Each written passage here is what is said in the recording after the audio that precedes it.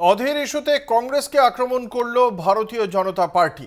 এ বিষয়ে তৃণমূলের সঙ্গে কংগ্রেসের বিরোধ নিয়েই কার্যত প্রশ্ন তুলে দেওয়া হয়েছে ভারতীয় জনতা পার্টির পক্ষ থেকে। তৃণমূলের সঙ্গে আসলে ছায়াযুদ্ধ বন্ধ করুক কংগ্রেস, এমনটাই দাবি বিজেপি।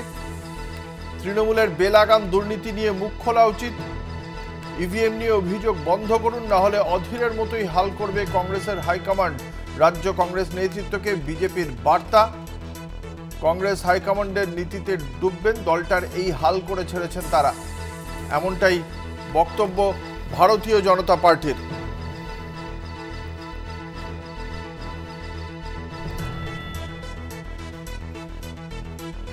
আপনাদের জানিয়ে রাখি, অধীর রঞ্জন চৌধুরীর ইস্যুতে কংগ্রেসকে আক্রমণ করল ভারতীয় জনতা পার্টি। যে তৃণমূলের বেলাগাম দুর্নীতি নিয়ে যদি মুখ খোলা হয় তাহলে এই হালই করবে কংগ্রেসের হাইকমান্ড।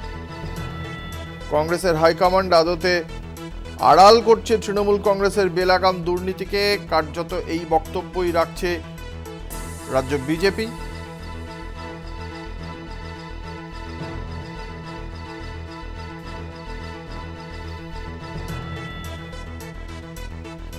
তৃণমূল কংগ্রেসের সঙ্গে ছায়াযুদ্ধ বন্ধ করুন, না হলে অধীর চৌধুরীর মতো হাল হবে, এমনটাই বক্তব্য বিজেপির।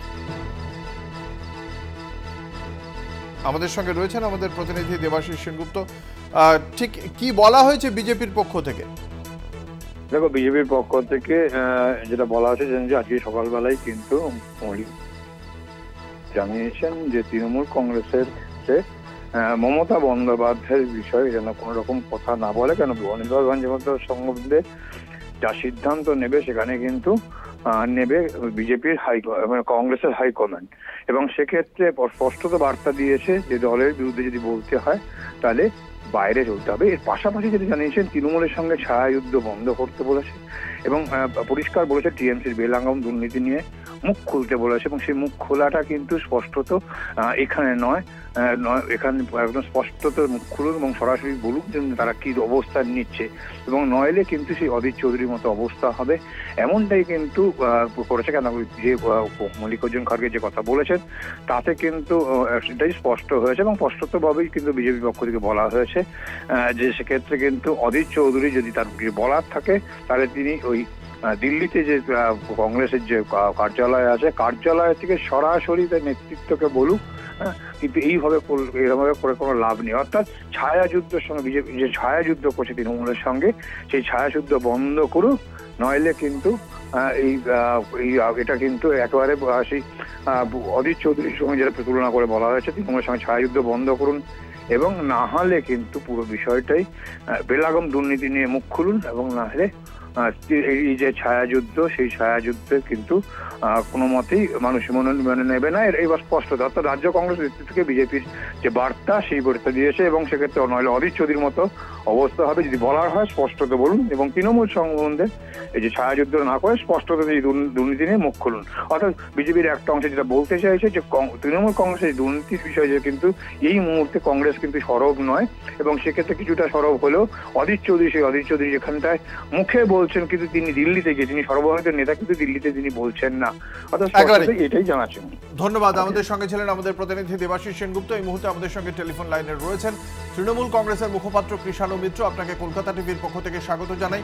ভারতীয় জনতা পার্টির পক্ষ থেকে বলা হচ্ছে, অধীর রঞ্জন চৌধুরীর ইস্যুতে কংগ্রেস হাইকমান্ড যেভাবে প্রতিক্রিয়া দিয়েছে, সেক্ষেত্রে কংগ্রেসের মুখপাত্রদের সতর্কভাবে কথা বলা উচিত তৃণমূল কংগ্রেসের বেলাগাম দুর্নীতি নিয়ে, নইলে কংগ্রেস হাইকমান্ড অধীরের মতো একই হাল তাদেরও করবে।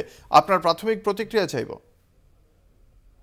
এটা একান্তভাবে কংগ্রেসের নিজস্ব ব্যাপার, এবং বিজেপির সাথে রাজ্য কংগ্রেস বাংলা কংগ্রেসের যে সখ্যতা এবং সম্পর্ক, এটা তো দীর্ঘদিন ধরে আমরা জানি।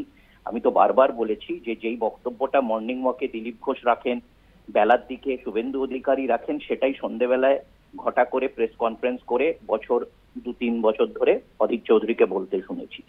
তো রাজ্য বিজেপি, ভারতীয় জনতা পার্টি আর বাংলা কংগ্রেসের অধীর চৌধুরী, এদের বক্তব্য ভিন্ন নয়, এদের রাজনৈতিক দর্শন ভিন্ন নয়, এদের রাজনৈতিক পথ চলা ভিন্ন নয়, এবং এই দুজনেরই লক্ষ্য হচ্ছে তৃণমূল কংগ্রেস, মমতা বন্দ্যোপাধ্যায় এবং অভিষেক বন্দ্যোপাধ্যায়। এখন বিষয়টা খোলাখুলি চলে এসছে। নিজেদের হয়তো বন্ধু নিজেদের কর্মীদেরকে সতর্ক করছেন, নিজেদের কর্মীদের করতেই পারেন, এবং বাংলার কংগ্রেসের অধীর কংগ্রেসের মুখপাত্রদের নিজেদের কর্মী হিসেবে মনে করছেন, আত্মীয় মনে করছেন। এর থেকে আরোই আমাদের এতদিনকার অভিযোগগুলো স্পষ্ট হচ্ছে, দুপক্ষই আমাদের অভিযোগগুলোকে প্রমাণ করে দিচ্ছে তাদের আচরণ। অসংখ্য ধন্যবাদ। আমরা কথা বলছিলাম কৃষ্ণ মিত্রের সঙ্গে।